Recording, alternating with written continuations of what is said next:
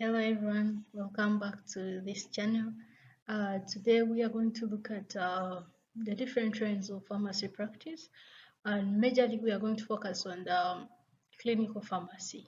All right, we are going to place our interest more on clinical pharmacy, and we are going to look at a number of stuff or things. Yeah, and the person presenting is Atiam Grace. I'm so excited to have you and thank you for tuning in. If it is your first time tuning into this specific channel, we have a number of lectures that we have already discussed here, and it may be of great importance to your studies, to your continuous professional development, and so many other things. So I welcome you so much to this presentation and stay tuned up to the end so that you learn a number of things and you will have a chance to, or you've been positioned to ask questions where you do not understand.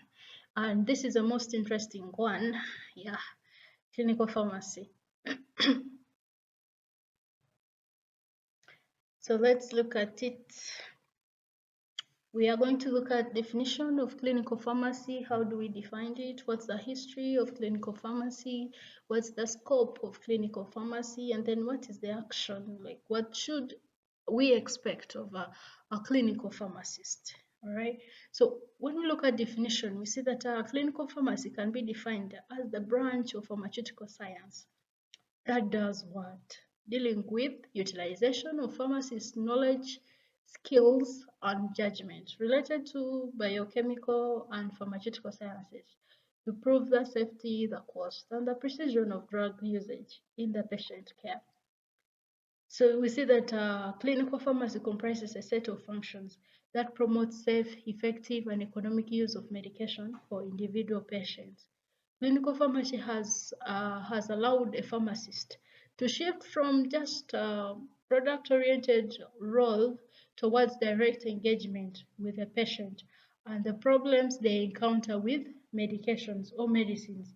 You find that a pharmacist's role has been majorly on product-oriented in a way that they look at all procedures, all activities that involve right from the raw material to the production of the product to how it is stored until how a patient uses it, how it is maintained, distributed, something like that. So you find that this specific aspect or branch of pharmacy enables a pharmacist to have a direct engagement with patient, giving in information about the drug, giving in ideas on drug treatment and what, guiding, working hand in hand with other healthcare providers to make sure that a patient gets a quality medication the right time and the first time. Like a patient gets required information that they need to get better.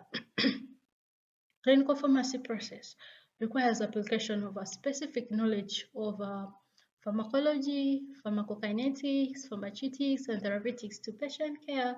So you find that these are different course units a pharmacy student is taken through so that they are well equipped to be in position to deliver this different branch of pharmacy, that is clinical pharmacy.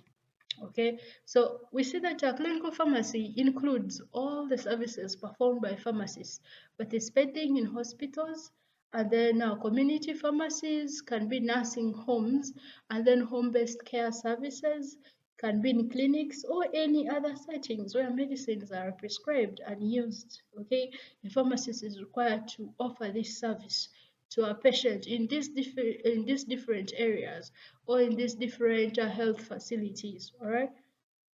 The term clinical does not necessarily imply an activity implemented in a hospital setting, but as also we have seen those different facilities, home-based care, nursing homes, where they are able to offer these services to the patient. So we need to appreciate the history of clinical pharmacy, how it came into existence, and other things. So until the mid 1960s, it was a traditional role in place. Okay, so we see that the development of clinical pharmacy started in the USA, United States of America, and these developments influenced the practice of pharmacy in the UK. Okay, initially prescription and drug administration records were introduced, followed by an increased pharmacy practice in hospital wards. Master's degree programs in clinical pharmacy were introduced for the first time in 1976. Right? So a clinical pharmacist is a person who has done a master's degree in clinical pharmacy. Okay, so we are going to see actions of a clinical pharmacist in next slides to come. So the process of clinical pharmacy development remained at a low profile in the first decade after its birth in the UK. Until today, the clinical practice in many countries is in embryonic stage or embryonic state, like it is still young. Like people are just getting used to it, people are getting adopted to it, people are mastering in this program, and you find that the services are improved compared to maybe the 19s or the 18s or the 17s, right? So how does clinical pharmacy differ from pharmacy? We find that the discipline of pharmacy embraces the knowledge on synthesis, chemistry, and preparation of drugs. However, when you look at a clinical pharmacy, it's more oriented to the analysis of population needs with regards to medicines, ways of administration, patterns of use, drug effects on the patient, the overall drug therapy management is what clinical pharmacy focuses on. So the focus of attention moved from the drug to the single patient or population receiving the drugs, all right? So this is like the requirements that a clinical pharmacist needs to have. You need to be knowledgeable on drug therapy. You need to be knowledgeable on the disease, like have the knowledge on the disease, knowledge on lab and diagnostic skills, all right? And all this knowledge is pointing out to a patient care. You need to know this so that you care for your patient right. Communication, counseling skills, and communication. And then we have physical assessment skills. You need to have them. You need to have drug information skills. You need to have therapeutic planning skills, as well as knowledge of non drug therapy. What's the scope of clinical pharmacy? So we see that preparation of patient's medication history. This clinical pharmacist or this person trained to do this has to be in position to carry out or prepare a patient medication history. Any hypersensitivity or allergies to specific drugs in the past. Drug dependence, like the history they have to take history basing on the medications, all right? So it's not like the history that a physician, a clinician has to take, which is based on the condition, like the disease. For them, they are focusing on what is the history basing on the medications that we are planning to give this patient so that they will reduce adverse drug reactions, drug interactions, because when we have the history of what a patient has taken before, what reacted to them differently, or that gave them hard time, we are in position to give a patient the right thing, like the right medication. That won't give a patient hard time, that will reduce adverse drug reactions. All right. We have a lecture on adverse drug reactions on this same channel. If you missed it out, kindly look out for it so that you understand what adverse drug reaction, because I may be speaking in something that you are not understanding, okay? And it's the whole lecture, so I may not repeat it in this specific lecture. So any hypersensitivities, allergies of specific drugs in the past, drug dependency or intoxications with chemicals due to occupational hazards, all of which are likely to interfere with the therapy. All right. This will help in saving physicians time and efforts, and thus will result in faster and more accurate selection of the drug, like what I was trying to say. So when you look at irrational prescribing, what should a clinical pharmacist do? A clinical pharmacist helps in selecting the right drug in order to eliminate errors such as interactions, contraindications, or polypharmacy, and so many other errors that may come, all right, that can arise. Then we have bioequivalence and generic equivalence of pharmaceutical formulations. Uh, you look at a selection of proper drug therapy based on bioequivalence studies on different dosage forms of the same drug moiety. All right. We also look at patient monitoring. Observe signs and symptoms that indicate the need for or reactions to the drug. Okay, and we see that a clinical pharmacist who knows correct route of administration, the signs and symptoms of overdose, contraindications, desired effects, undesired effects that we call adverse drug reactions, and side effects can help in monitoring the drug therapy for safety and efficiency. So you find that it is a necessity with increasing application of the potent and toxic chemicals and drugs. All right. So it is good to have someone who is closely monitoring the reaction of the medication on a patient. All right. Because the earlier you identify adverse drug reaction, the earlier you are able to reduce death, mortality, and the rest. Okay.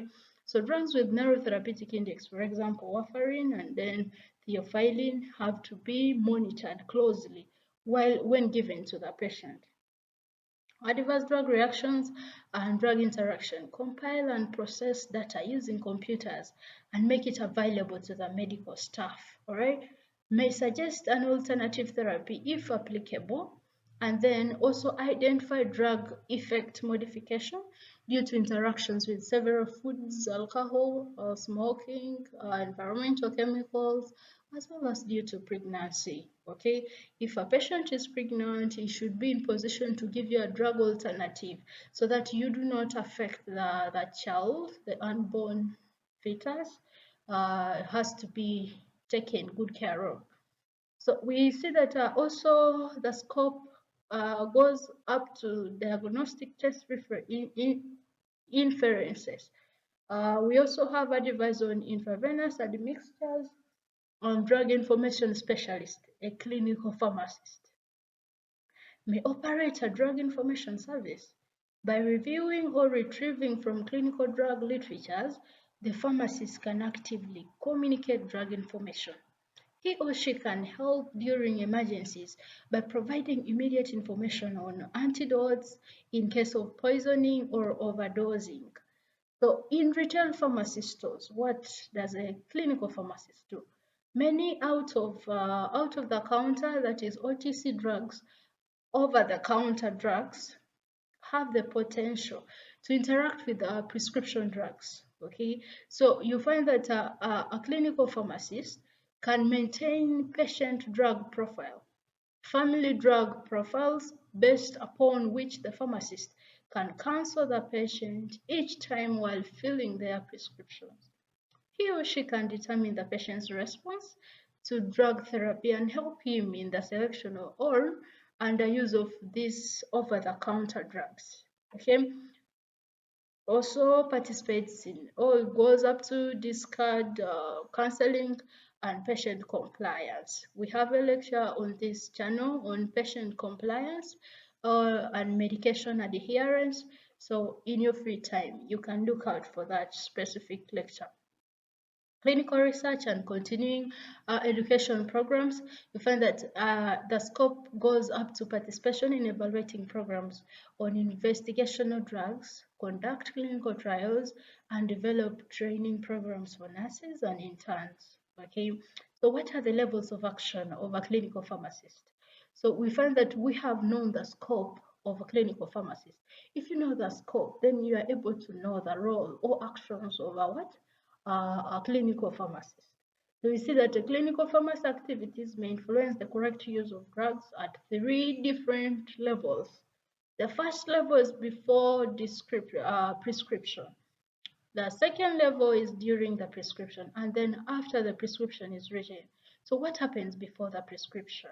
We see that clinical trials are done on different medications that they are trying to invent and innovate, and they are new on market. So you find that before it is brought on market, clinical trials have to be done on them. Research has to be carried out so that to make sure that the medication, when it is out, it is safe and effective for human consumption. Also operates or responsible for formulation of different formularies. We have the different reference material that we need to use in facilities. Okay, maybe we have for compounding and manufacture may have pharmacopoeias, can be British pharmacopoeia, European pharmacopoeia, there can be a number of them. And then drug information, we see that a drug information can be got from different reference material as well. For Uganda, we have Uganda clinical guidelines where information about specific conditions and their treatment plan are got from or consulted from. This happens when you're not sure of what you're treating or the drug you're giving to the patient. Kindly consult this reference material so that you give a patient what a patient deserves. And for patient safety, which is our first priority, we need to always put caution while giving the medications to them. We have drug related policies, they also participate in that. So this is like recapping what we have done. Before prescription, we have understood what it is. What about during prescription? So when a prescription is in the process of being written, there are different steps of a prescription. We are going to have a lecture on the different steps of prescription, the different steps of prescribing, and so many other things. Okay, so we see that during prescription, there is counseling activities going on. There is also influencing their attitude and priorities of prescribers in their choice of the correct treatment. Okay, you have to like work hand in hand with prescribers and telling them how these different treatment or as they are choosing the choice of treatment for the patient, you have to tell them the adverse drug reaction, the drug interactions in those medications that they may be choosing, so that you minimize adverse drug reactions or drug interaction. Monitoring, detecting, and preventing the medication related problems have to be taken into consideration, and this we are going to see it in the next slides. Okay, paying special attention to the dosage of drugs which need therapeutic monitoring. You need to put more attention on drugs that need therapeutic monitoring. And then you also look at community pharmacists can also make a prescription decision directly when over-the-counter drugs are are needed. Okay, what about what are the medication related problems that we said in the previous slide that we are going to see in the next slide? We see that these problems can be as a result of untreated indication. A patient has come, we have given them maybe a medication that does not treat the indication that they presented with. Okay, we see that there is improper drug selection, failure to select the right or the appropriate drug for the patient to swallow. Subtherapeutic dosage, there is medication failure to receive, all right? There is medication overdose, it becomes a problem. Adverse drug reactions, like I was saying, we have a lecture on adverse drug reactions on this same channel, kindly check it out. And then drug interactions, medication used without indication. We also have those cases where medicines are used without indications.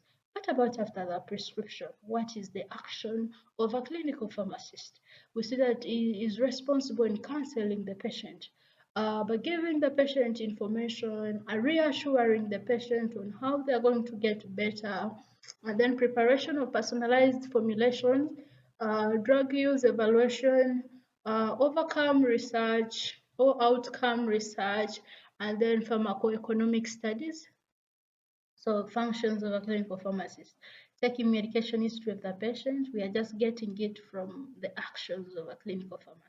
Okay, patient education and care, formulation and management of drug policies, drug information, like he's responsible in giving the drugs or providing drug information. All right, teaching and training of medical and pre-medical staff, participating in drug utilization studies, patient counseling, therapeutic drug monitoring, drug interaction surveillance, adverse drug reaction reporting, there is safe use of drugs, disease management cases, and pharmacoeconomics studies.